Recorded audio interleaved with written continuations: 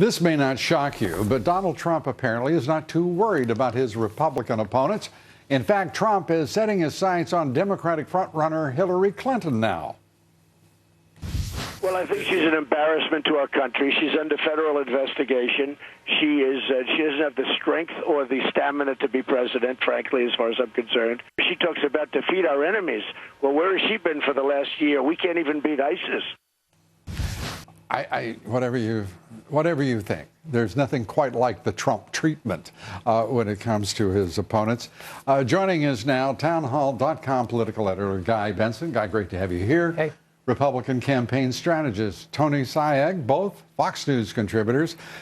Gentlemen, first, what a blowout last night was for Hillary Clinton. Not too far behind her in terms of impact, obviously, Donald Trump. The path forward seems not clear, but certainly easier than it has been.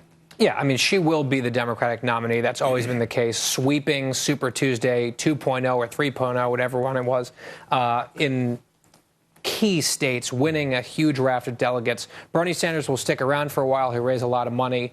But ultimately, with the delegates, and especially those super delegates, it's going to be hers. Donald Trump also had a very good night. He went from frontrunner to a stronger frontrunner, but not quite the presumptive nominee the way that she is. Yet.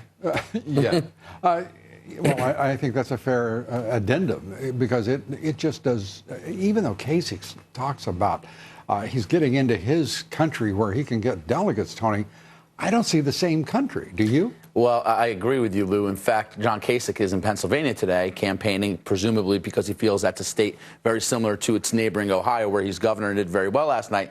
But Pennsylvania doesn't vote till April 26th. And in fact, if you look at the ring counties, the collar counties that touch Pennsylvania and Ohio, Donald Trump won those. So you can't necessarily assume that Kasich is going to have quite the same kind of strength in Pennsylvania as he would Ohio. And that complicates, for example, this notion, and I know Guy supports and many support, in order to stop Donald Trump, you do need a consolidation behind, I frankly think, one non-Trump candidate. So you could play man-to-man and possibly stop Trump from getting the 1,237. I don't think you can beat Donald Trump from getting that number if you do the zone defense and have Kasich try to play in the Northeast and Cruz in the West. It's going to get very messy and complicated in that result. In this case, it's not simply political strategy at work here, folks. I mean, we're talking about philosophy, ideology, and values that could not be more distinct and more powerful. As you look at John Kasich, the governor of Ohio, and Ted Cruz, Senator Cruz, who is I think it's fair to call him an arch traditional conservative.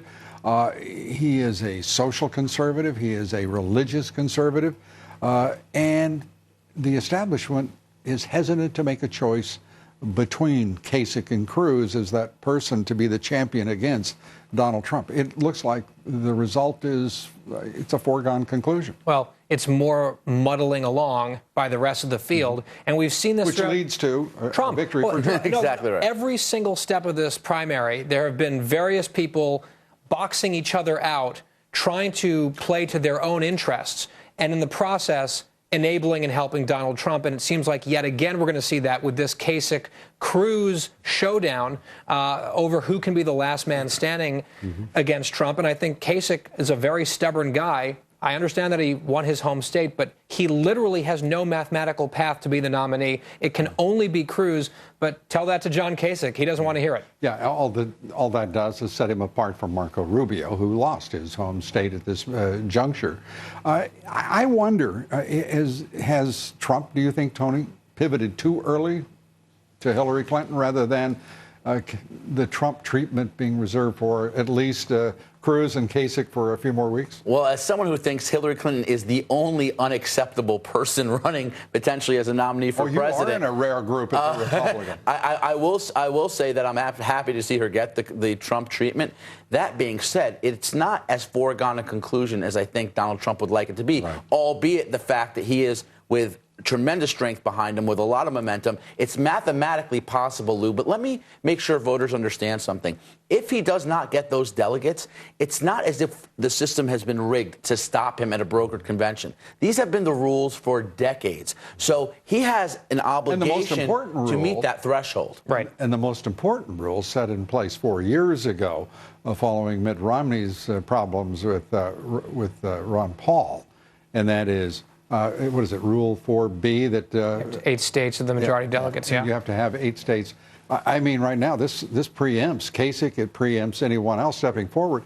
And do you think the Republicans would have the audacity, the guts? Because, I mean, all of us could sign up with what you said, Tony.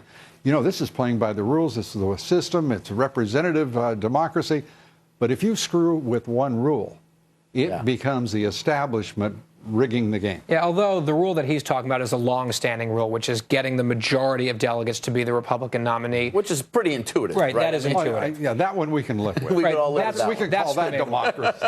That's the main one, and that is the threshold that Trump has to earn. And if he gets a plurality, that's not a majority, and that would go to a contested convention. And let's be clear. The word earn in this instance may mean that you bring in the art of the deal and find persuasive bargaining to be the way forward. Yeah. Which, by the way, I don't think necessarily if this did get to a brokered convention, Trump automatically loses. Let's not forget, he's the master deal maker. He makes terrific deals, the best deals. So it could work to his benefit. Beautiful deal. Beautiful. Yeah, beautiful. Amazing. Guy, thanks for being here. Appreciate it. Guy Benson, Tony Tsai, thank you very much. You got it, Lou. Appreciate it.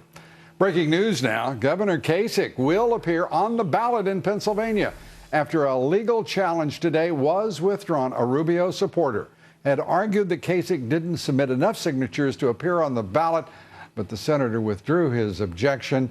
That's good news for Kasich, but Trump still has an average 10-point lead in the Pennsylvania. It votes on April 26, as Tony just mentioned here earlier. Be sure to vote in tonight's poll. The question: if the GOP elites try to disenfranchise voters in convention, will you support the nominee that I could use all sorts of adjectives and deprecatory nouns here if I wanted, but I choose not to. Choose is the last word of that question. Yes or no? Cast your vote on Twitter at Lou Dobbs News. Follow me on Twitter at Lou Dobbs News. Like me on Facebook. Follow me on Instagram at Lou Dobbs Tonight. Links to everything, LouDobbs.com.